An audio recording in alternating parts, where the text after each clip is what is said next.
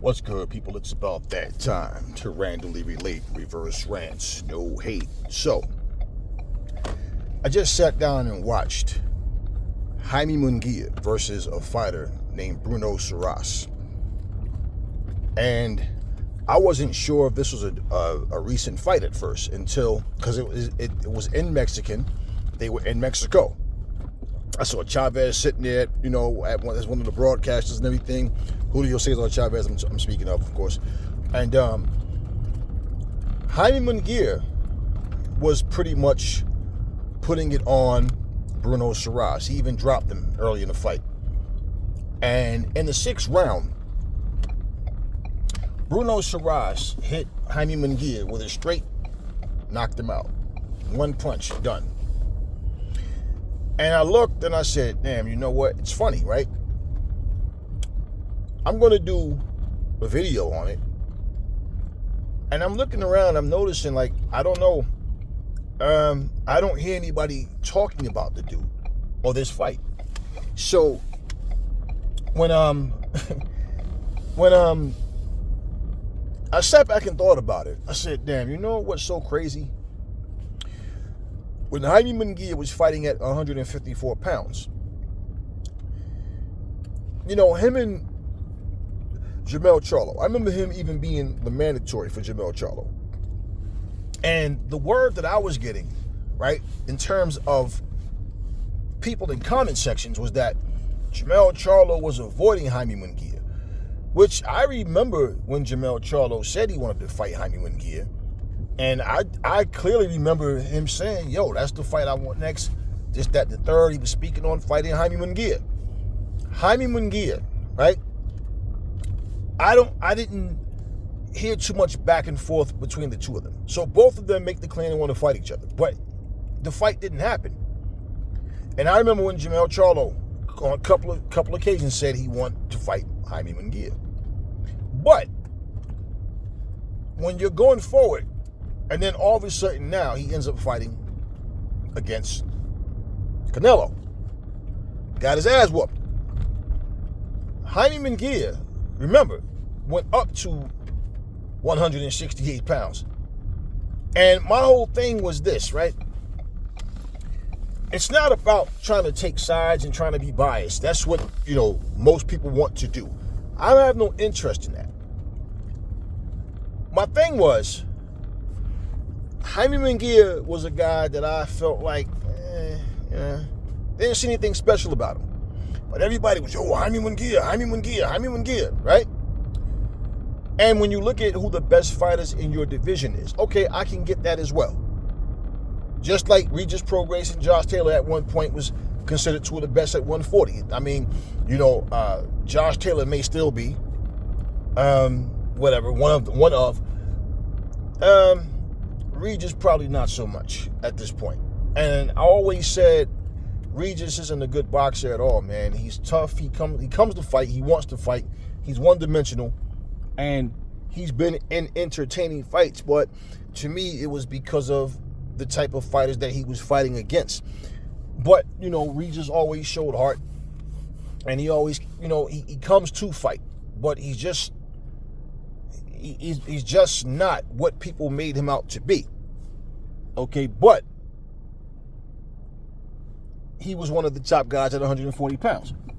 Because you lose don't mean you're not still one of the top guys or still a good fighter.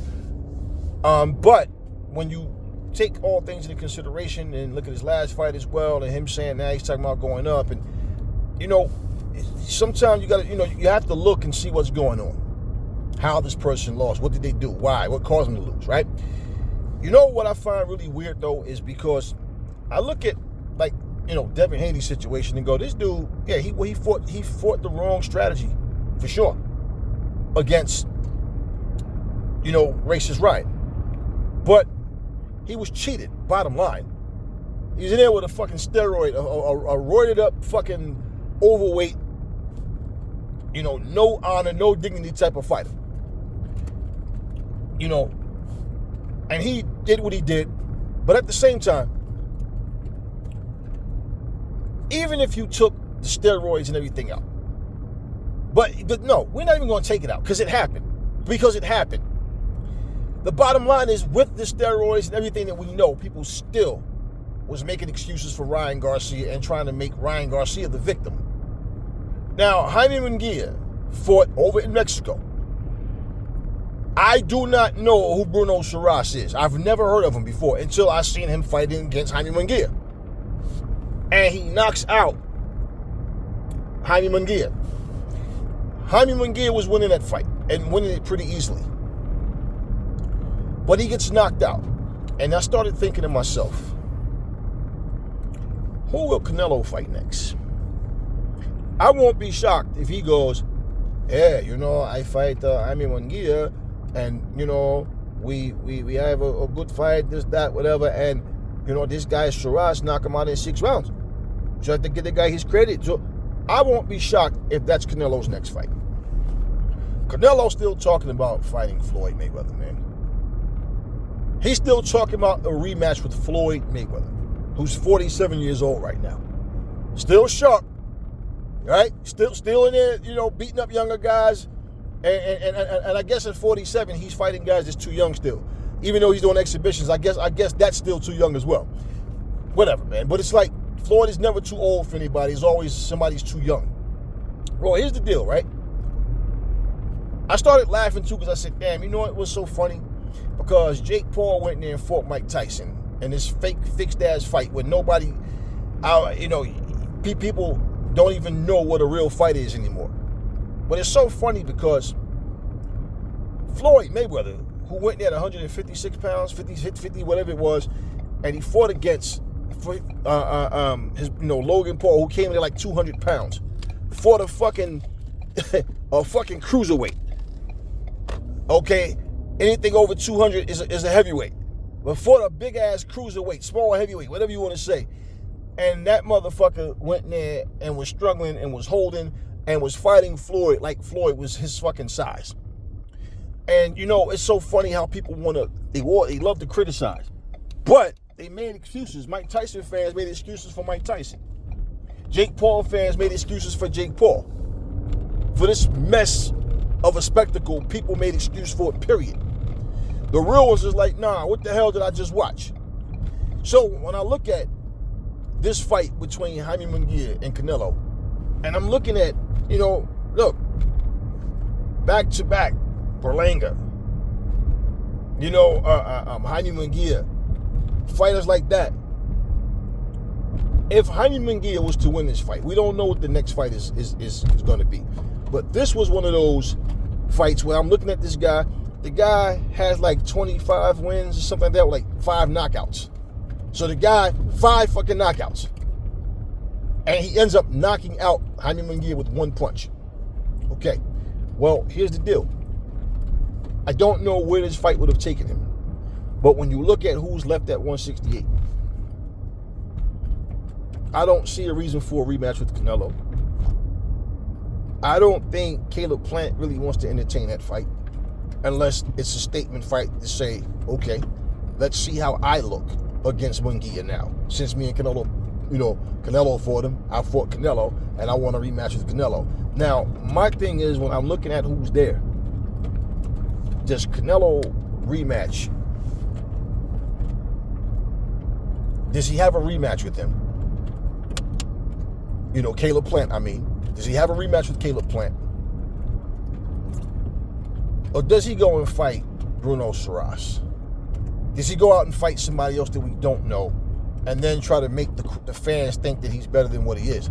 And the funny thing is, Canelo sat there and shot down David Benavidez and demanded he went from $100 to $200 million to fight Benavidez, and said he'd done nothing, right? But you heard what he said to Edgar Berlanga when he was sitting up there talking about how he's nothing. All right, he's overrated. He's nothing. He's not ready. He's not on his level, right? All of these things that he said. And nobody's sitting there saying this guy don't have enough experience to beat Canelo. No, it was a good fight, man. Puerto Rico versus Mexico. And I told you that's how he was going to try to sell that fight. But I'm sitting here like, well, y'all, since all of you people love the bury fighters when they lose a fight, why aren't any of you burying Jaime Munguia? And if the truth of that is, oh, I didn't know he fought. What does that tell you about the status of that fight and that fight card? So, and it's not like it's shocking that he lost at all. But you see, my thing is, ever since Jamel lost to Canelo, people are looking at that shit like, oh man, Jamel was overrated, he was this, he was that. Now all of a sudden, because Canelo beat Jamel, now all of a sudden, guys that he didn't fight yet, they would have beaten Jamel too, right? And they don't even talk about the fact that Jamel went up all the way to 168 pounds, which was his choice, right? He decided to do it, but they don't mention that. But notice how they always make excuses about Canelo being too fucking small. For Dimitri Bivol at 175, but Canelo won't fight him at 175, and he won't fight him at 168 pounds. So is him and Mauricio Sulaiman still in that bullshit about, but you have to write the statement and we evaluate it so we know that he don't support the war and all that shit. Are they both still on that bullshit?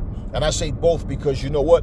Canelo said, I do what I want, and I'm Mexican, which means he can tell motherfucking Mauricio, fuck the belt. It would no longer be for undisputed anyway. You understand what I mean at this point? So fuck the belt. Let's make the fight happen. Y'all always talk about daring to be great and fighting for legacy, right? Because he's not going to go up and fight Artur Beterbiev. All right? After he just beat Bivol on top of that. He's not going to go up and do that. He's not going to fight Bivol. He's not going to fight Crawford. But he's calling out, saying he won a rematch with Floyd Mayweather.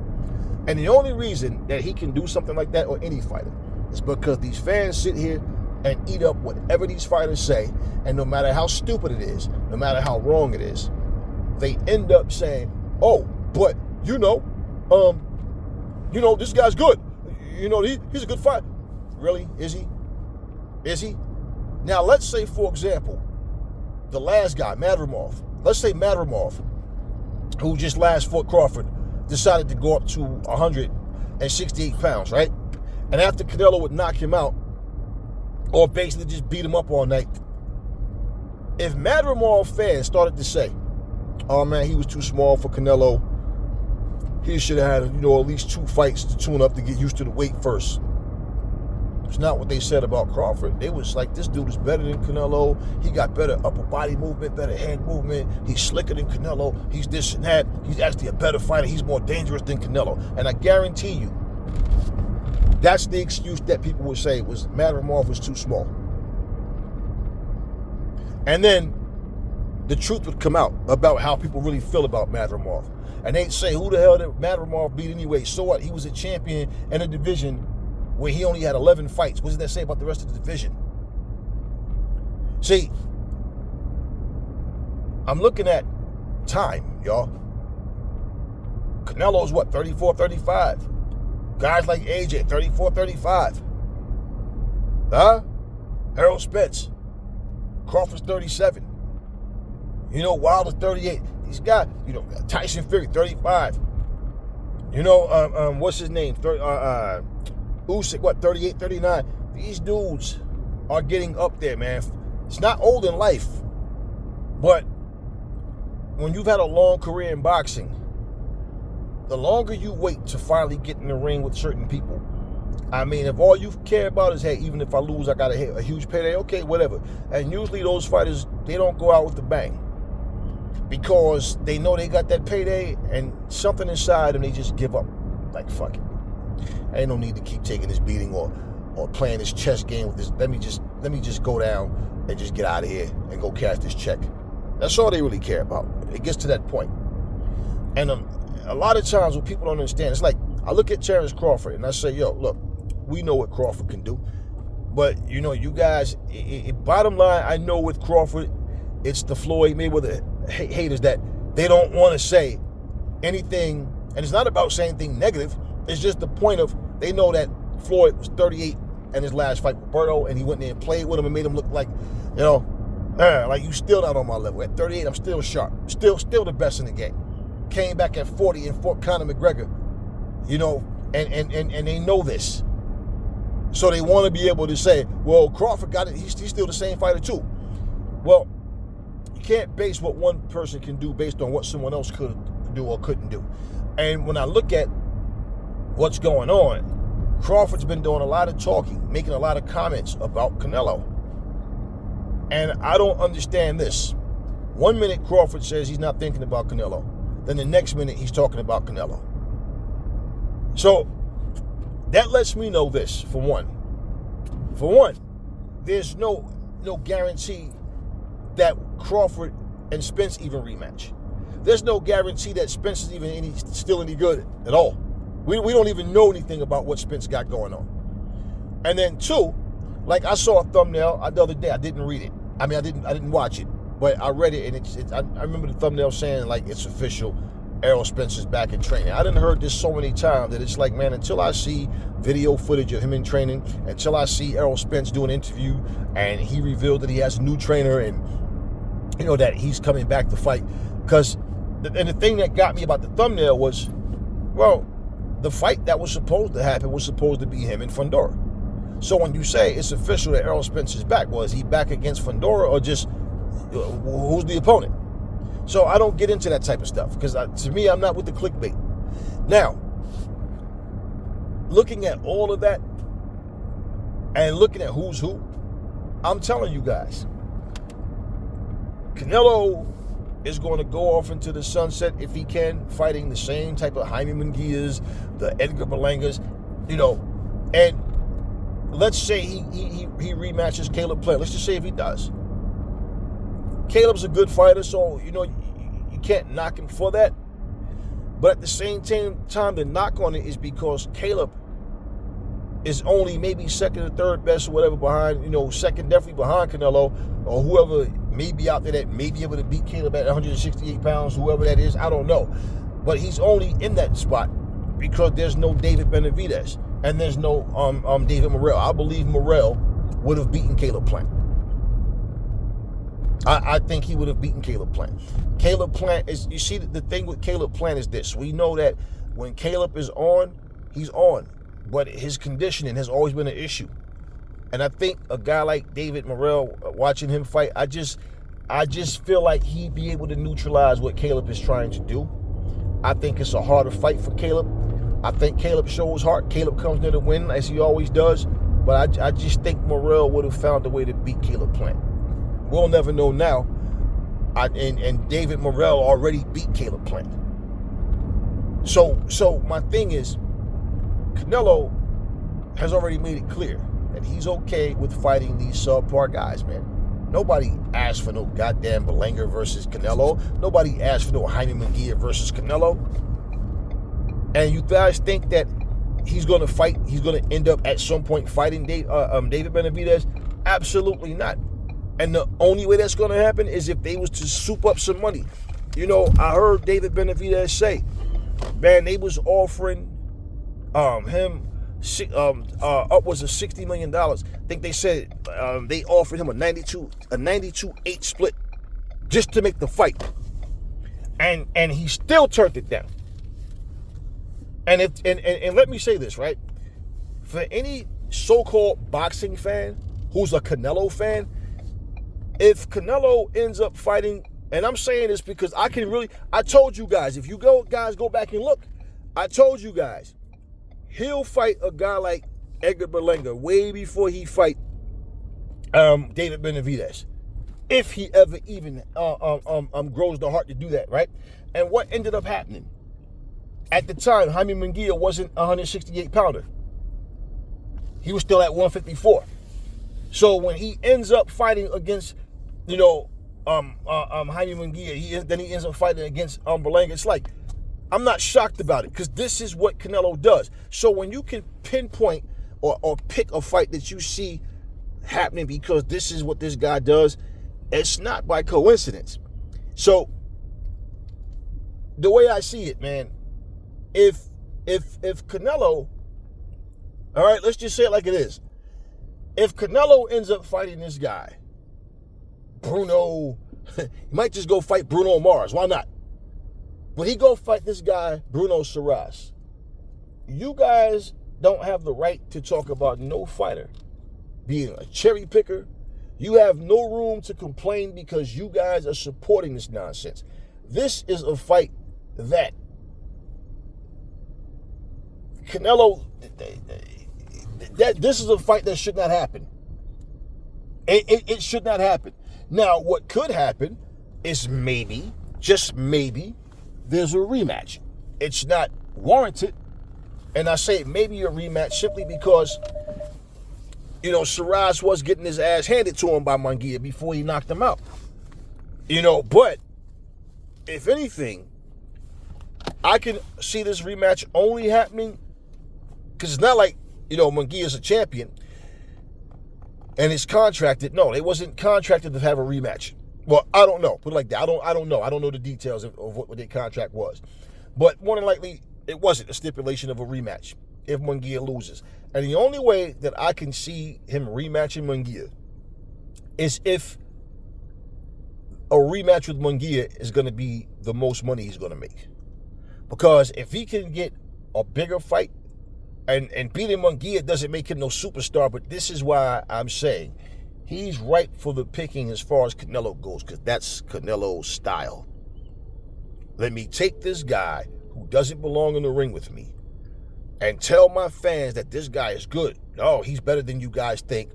Talk my shit and fight him, beat his ass, and pretty much my sheep will believe me because they'll look and go, yeah, that's true. Yo, he knocked him out in the 6th round. And this dude it took Canelo all night, man, and they fought all night long. We know Canelo dominated, but hey, listen, this is the type of shit that happens. So this is why I even say, like example, for Terrence Crawford, who's made it clear that he only wants to fight a rematch with Spence and Canelo, and that's it. And, when he said that initially he wants to go up to 154 and become undisputed, I told you guys, undisputed is secondary. First and foremost, if he can get that Canelo fight, he's going to say, fuck Errol Spence. He'll go straight to Canelo for that bag. And he already said, fighting these other fighters is not going to get me the kind of money that I want. They're not going to get me that Canelo money. He already made it clear, man. He already said, I'm at a point where I can fight whoever I want to fight. I don't care how nobody feel. I don't care what nobody has to say. And he said, fuck him. Did he not say that? That's what he said. He said, fuck him. Right? He's going to do what he wants to do. That's exactly what he said. So, who is he going to fight that we even care about at 154 pounds? Let's just be real. Even with look, even if he fights Fundora, right? Well, people fail to realize, Fundora, let's just say it like it is, man. Fundora's trash, man. Fundora's trash. Fundora is not a good fighter. Fundora cut Tim Tszyu with an elbow. And Tim had blood in his face the whole fight. Blood in the entire fight. All right? Constantly bleeding. Blood in his eyes the whole fight. I believe if not for that cut, Tim Tszyu would have probably knocked him out. There's nothing special about Tim Tszyu. And then Tim Tszyu just got his ass handed to him. So what I'm saying is, there's no great fighters there. And when you look at accomplishments, well, you got to look at Jermell Charlo. Problem is, Jermell Charlo is missing in action. And the division looks so poor, and this is why y'all don't understand. The division looks so poor, it's nothing happening. Nobody's moving forward in a way where there's a super fight or there's a guy is the next superstar in the division, to where they have to sit here and lie and hype up this guy, Madrimov, to make people think that they was going to see something special. Do you understand what I'm saying? So, if you look at 154, it's a weak-ass fucking division. So, really, other than just collecting belts to say, hey, it's another accomplishment, okay. Other than that, and doing this shit in a weak-ass division, even if Crawford does that, he's still not going to have that Canelo-type money. He's still not going to be that kind of that guy. And Canelo doesn't want to fight him. So it's nothing he can say to Canelo that Canelo's going to take see any value in, because it's like, I don't need you, you need me. So what's going to happen next? I don't know. But to me, it's just funny, because I'm telling you, all of you are going to laugh your asses off when you see this video if the next fucking person that Canelo ends up fighting be this guy, Bruno Surace or whatever, how you say his name or whatever. Yeah, Surace. Bruno Surace or whatever. If that is his next fight, man, y'all Canelo fans can kick rocks with talking shit about any other fighter. And it's funny because this one channel, this guy, every video I saw this guy make, it's like, goddamn, this dude cannot go without calling everybody garbage truck juice and telling everybody how great Canelo is. And I'm like, even with these opponents that Canelo's fighting, he's still praising Canelo. You know what's so funny? If it was shoe on the other foot and Canelo was 47 and Floyd was 35, you already know what they'd be saying. Oh, yeah, Floyd, real tough. Call out a fucking guy that's 47. That's no longer, active in boxing but doing exhibitions. You know that's what everybody would be saying, right? But this dude is calling out Floyd, and you Canelo fans are sitting up here. Yo, Floyd, if you're not scared, fight him again. Seriously, yo? One of the fights that never happened as well, right? And I looked at this and I said, why didn't Pacquiao and Canelo fight at 147 pounds? And people said, oh, he's too small. Oh, he's too small for Canelo, but Floyd wasn't. But then y'all said Marquez was going to be a tough test for Floyd. You see what he did against Pacquiao, this, that, and Floyd made it look so easy. Dropped him and everything, but made it look so easy. Spanked him, played with him, and just spanked him. Made it look easy. And that was, he was ranked, and plus the fans voted that that's the fight they wanted to see Floyd have. Then after Floyd went there and spanked him, oh man, he was too small. It's always the same thing. So now I'm just sitting here and I'm looking around like, man, let's look. Think about this. We know that unless something happens, it's gonna be Usyk Fury 2. We know Shields has a fight coming up. I think she said in February or whatever, and then the movie comes out in December or something like that. Whatever, end of this month or whatever. That fight is happening against whoever, man. Like, females are not that popular anyway. Doesn't matter, man. And it's funny because I remember some months ago, everybody was talking about Shadeja Green and what she'll do. And then look what happened to Shadeja Green when she got in there with, Franchon. This is the shit I be talking about, y'all.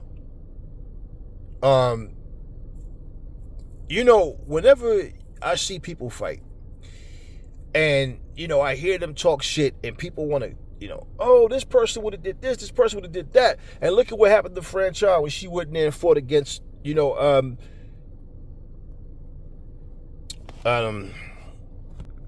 Savannah Marshall. Now, when people bring up that fight between Clarissa and Franchon, Clarissa won that fight, and that was both of their debuts. They both have really, I guess you can say in certain spots, Franchon has gotten better. And it's just a little, maybe a little more craftier, but not really. Not really. Because her style is just, she's there to be hit. She's not a sharp, smart, crafty fighter. She's there to be hit. She still makes the same type of mistakes. She's really the same fighter, only, and she, she's aggressive. She has that come forward, just keep coming type style. But, Franchon is really the same fucking fighter. Shields was solid then, and she's much more solid now. Now all of a sudden, I see people saying, oh, Franchon can beat her. Franchon got the skills. Like, oh, y'all just want to see Shields lose so bad, don't y'all? But all of these things that I'm hearing people say, and my thing is, my point that I was making, okay, my thing with that is I'm looking like, man, I keep hearing Tiafimo's name. I keep hearing Racist Ryan's name. I keep hearing Haney's name. I keep hearing Tank Davis's name. We know that, okay, Tank Davis is fighting Lamont Roach Not the fight everybody want to see, but he's fighting Lamont Roach. Like I said, Usyk and Fury. But I mean, like, I just keep hearing. I've heard Parker was supposed to be fighting Daniel Dubois. I've heard that Zhang was supposed to be fighting Martin Bakole and then backed out. Then I heard, what's the African brother name? Was supposed to step up and fight against Bakole.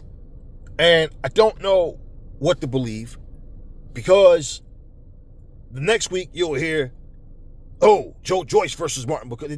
It's like I said, people just make up shit just for people to watch.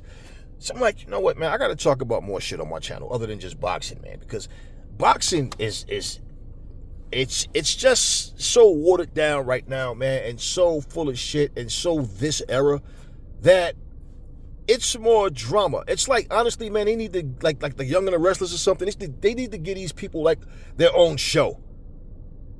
Not even a reality show, because this shit's not reality. Just let them talk their shit, and like this is how they make their money.